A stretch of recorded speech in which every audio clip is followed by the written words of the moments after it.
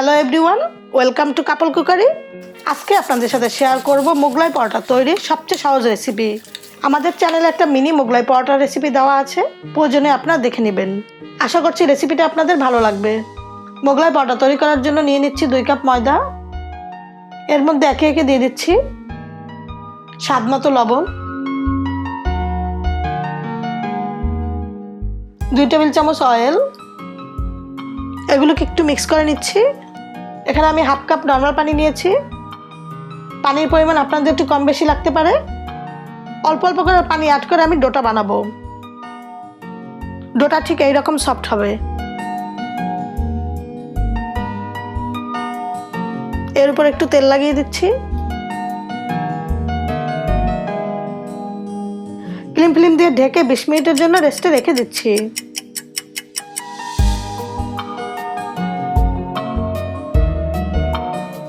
Large সাইজের 3টা ডিম ভেঙে নিচ্ছি।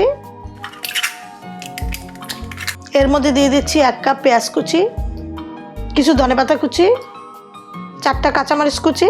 ঝাল আপনারা আপনাদের পছন্দ অনুযায়ী অ্যাডজাস্ট করে নেবেন। দিয়ে দিচ্ছি হাফ চা চামচ চাট মশলার গুঁড়া, স্বাদ মতো লবণ।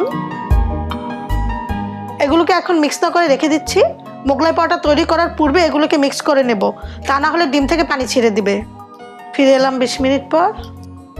আবার একটু মথে নিয়ে একটা রোল বানিয়ে নিব। আপনারা যারা এখনও আমার চ্যানেল সাবস্ক্রাইব করেন নাই, প্লিজ আমার চ্যানেলটা সাবস্ক্রাইব করে ভিডিওটা লাইক, কমেন্ট অ্যান্ড শেয়ার করবেন। রোলটাকে 3টা ভাগে ভাগ করে নিচ্ছি। আপনারা চাইলে অনেক ছোট এবং বড় সাইজের বানিয়ে নিতে পারেন।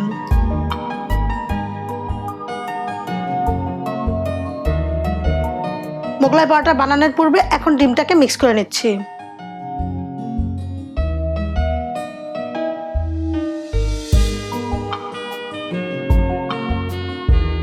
রুটিটা বেলার জন্য একটু তেল লাগিয়ে নিচ্ছি।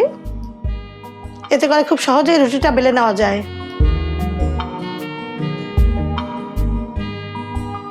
এটাকে পাতলা এবং লম্বা করে বেলে নিচ্ছি।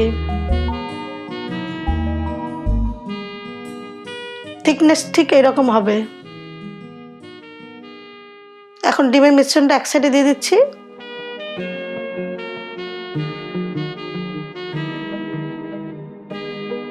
আমি ডিমের মিশ্রণটা এখান থেকে নিয়ে এই পাশে লাগিয়ে দিচ্ছি। এতে করে মোগলাই থেকে ডিম লিক হওয়ার সম্ভাবনা থাকবে না। এখন আপনারা ফোল্ডিং প্রসেসটা দেখতে থাকুন।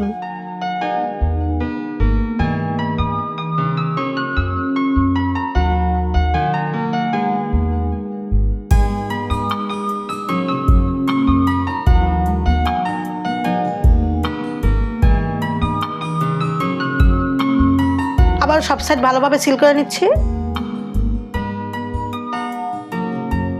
প্লেটে একটা ক্লিম লাগিয়ে এটাকে তুলে নিচ্ছি। মোগলাই পরোটা ভাজার জন্য চুলায় একটা প্যান বসিয়ে দিয়ে দিচ্ছি অয়েল। চুলার আঁচ মিডিয়াম থাকবে।